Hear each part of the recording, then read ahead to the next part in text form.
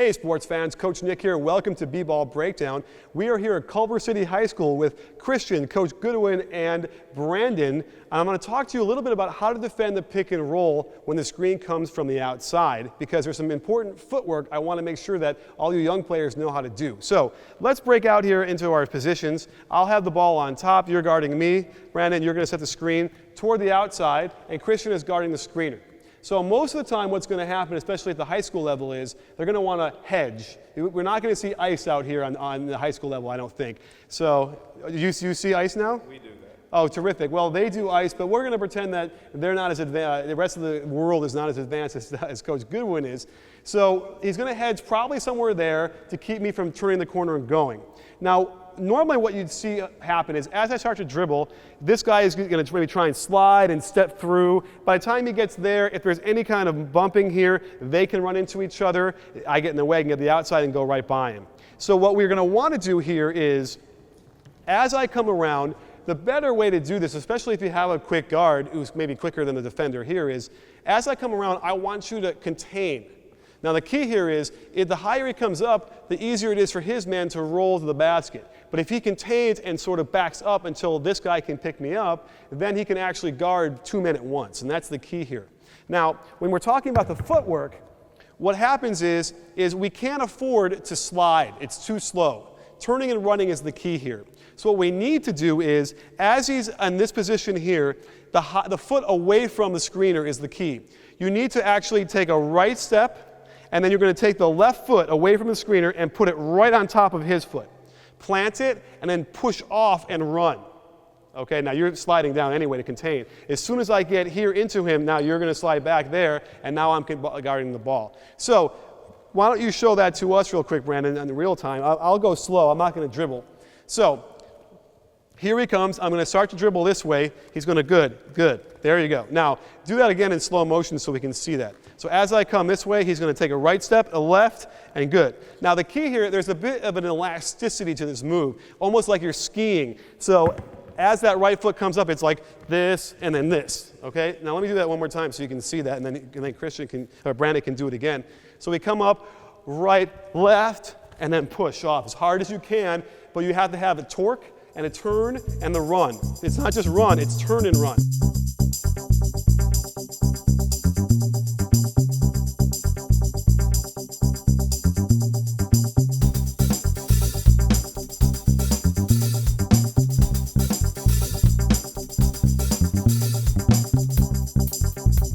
Just do it, show us. Good, see that? That's the best way to do it. On that turn, you drive any kind of bumping, any kind of movement here that will knock the guy out of the way, and you'll get right back into the position. So let me do that real time. We'll see how that looks. Are you ready? So I'm going to come up here and I'm going to come around. Good, very good. Now that's a really hard way for me. I couldn't get around him even if I tried. Now, the other reason why Brandon needs to give me a little bit of room back this way is because what happens is guys tend to come up really tight to try and sneak in there. And so all I do is I go like this and I come right back here.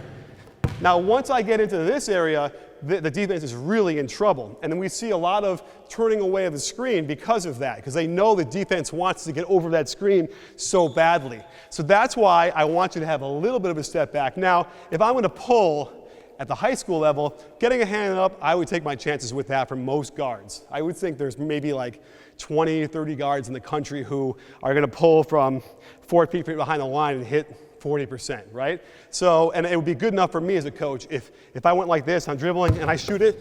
Yeah, if you got your hand up, and jump a little bit, that would be good enough for me. So it's clear that you need to have a little bit of room here to make sure that I don't go away from the screen. So I come down here, good, a little bit here. Now here comes the screen. Oh, good, very good, very good. That's awesome.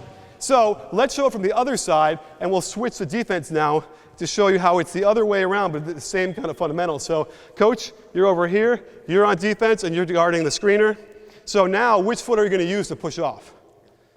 Which one? Right. Yeah, the one away from the screener, the right foot, the inside foot. So as I'm coming around, here comes the ball, plant that right foot right above, and then push off. But remember, you see how you didn't actually turn and run?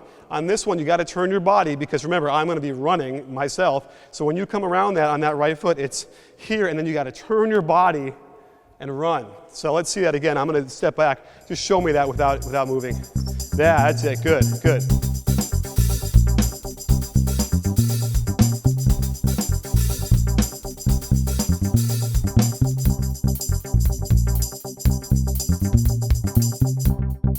It's a really key move here. You got to plant that foot as hard as you can and push off, get torque with your body and turn and run, and that is the best way to stop a screen when they set it up here near the top of the key. And thanks for joining us, sports fans. I hope you got a lot out of this, and don't forget, at B-Ball Breakdown, we're not a channel, we're a conversation. You win?